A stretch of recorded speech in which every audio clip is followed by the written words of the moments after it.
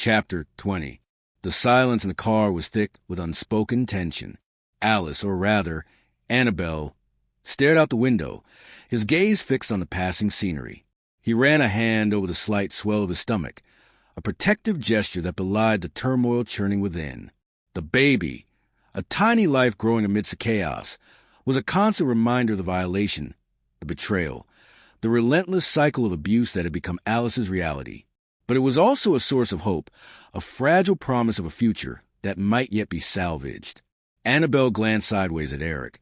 His lips curled into a sneer. The man was a parasite, a leech who had drained Alice's resources, both financial and emotional. And yet, here they were, trapped in this car, bound by a twisted sense of obligation and a desperate need to protect the life growing within.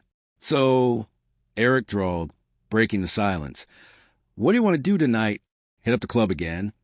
Annabelle's grip tightened on her seatbelt. He loathed the thought of another night spent in the smoky haze of a crowded club, surrounded by Eric's leering friends and the hungry gazes of strangers. But he knew that refusing would only lead to another argument, another round of manipulation and emotional blackmail.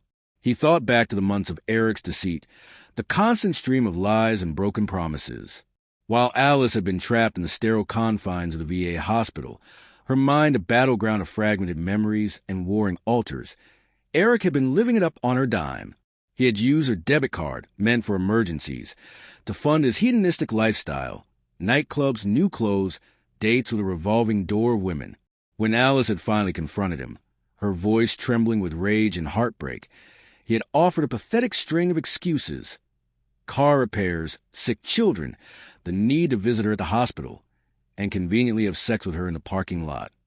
But the evidence, in the form of incriminating photos and a depleted bank account, spoke for itself. Annabelle's anger flared, a burning ember in the pit of his stomach.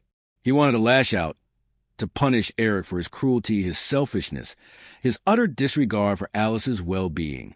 But he couldn't. He had a mission to fulfill, a promise to keep. He had to protect the baby, to ensure its survival, even if it meant enduring Eric's presence, his toxic influence. He sighed, the sound heavy with resignation. He reached up and began to unravel the intricate weave of his hair, a nervous habit that had become a ritual in moments of stress. Eric, oblivious of the turmoil churning within him, glanced over with a smirk. "What's with the hair, Alice?" he chuckled. "Trying out a new look?" Annabelle glared at him, his eyes filled with a cold fury. "Just shut up and let me think, Eric," he growled. Eric, sensing the shift in Alice's demeanor, wisely chose to remain silent. The car rolled on, the tension crackling in the air, the silence a heavy shroud that threatened to suffocate them both. Annabelle's mind raced, his thoughts a tangled web of conflicting emotions and desperate plans. He had to find a way out of this mess, a way to protect Alice and the baby from Eric's toxic influence.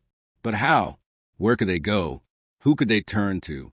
He glanced at the passing scenery, the familiar landmarks of North Chicago blurring into a monotonous stream of concrete and steel. The base, once a symbol of hope and a new beginning, now felt like a prison, a cage that trapped him in this toxic relationship. He had to get out. He had to find a way to escape, to create a safe haven for Alice and the baby. But the path forward was shrouded in uncertainty, the future a terrifying abyss.